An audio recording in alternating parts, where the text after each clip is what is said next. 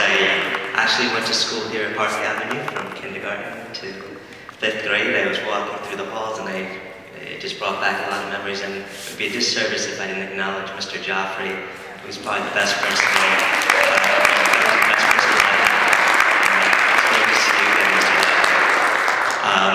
And so I had the honor and privilege of nominating Mr. Edward Eways. He's more than just a friend, he's become a brother to me. And we met each other some time ago, almost 20 years ago. Gosh, that's so depressing to think about. I was in a TV production class, and my TV production teacher said, there's this gentleman who's coming back to the community, after graduating, and wants to do certain types of commercials to stay in school, keep kids off of drugs, these types of commercials. I was like, all right, yeah. I was real interested in TV work, and that's when I first met Eddie, and that's when he really started his community work, or at least the inception of giving back, and he never received anything for those commercials, and it grew from there to he started doing a lot of sporting events.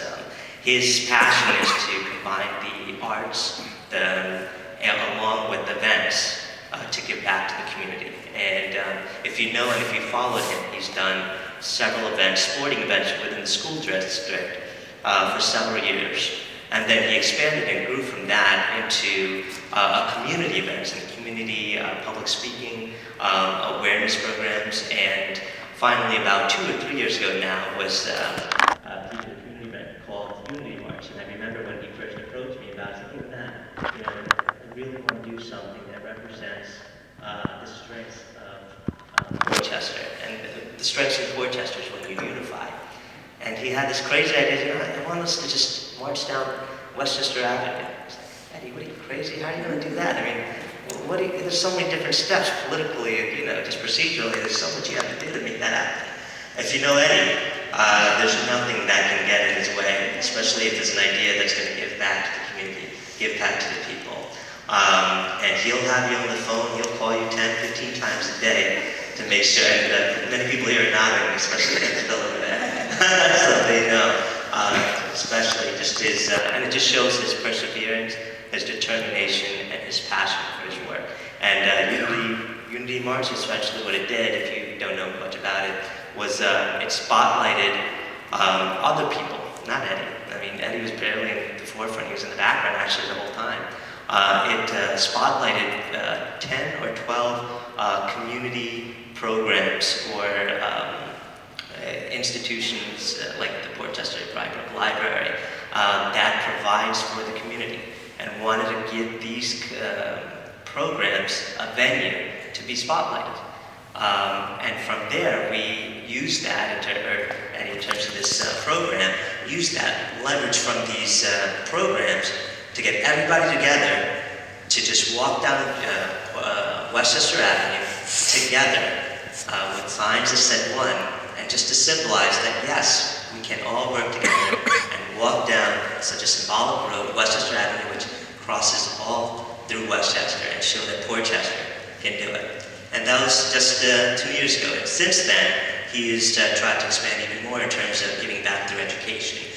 He's been doing a lot of public speaking, especially at universities and schools, to show how you can.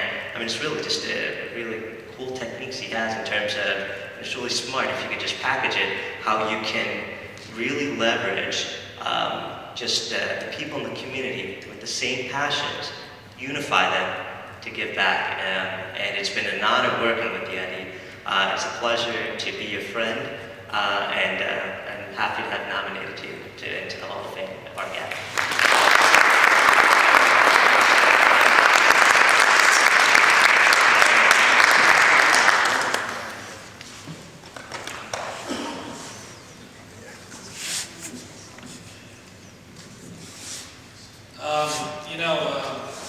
I got this call a couple weeks ago that I was going to be inducted into the Hall of Fame.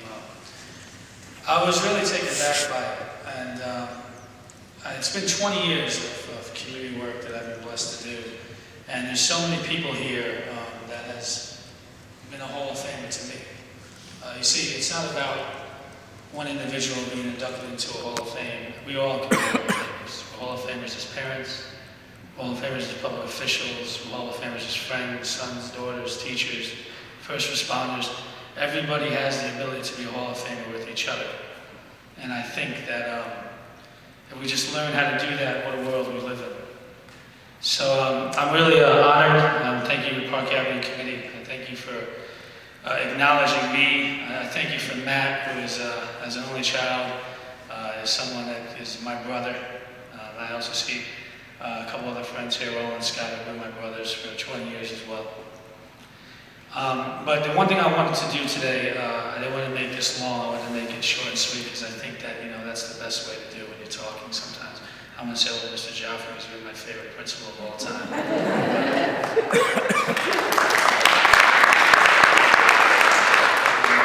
And real quick, Mr. Villanova, Mayor Pilla, Mr. Dreves, Caroline Crespo, Mr. Didden, Mr. Federici, Mr. Colangelo. I'm sorry, but there's one person I want to make sure that I acknowledge. This is someone that I always say I'm going to acknowledge, and I always do it privately when I get awards and things, but I never do it in publicly because I always let it slip my mind. And that's my mother, Barbara Eways. And Mom,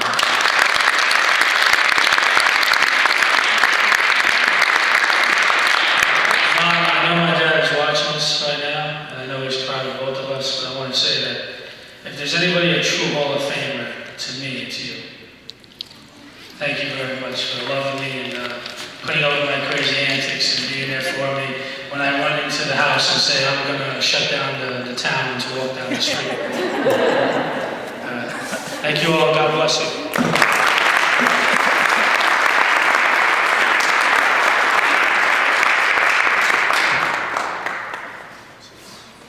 Hold on, we'll take some pictures.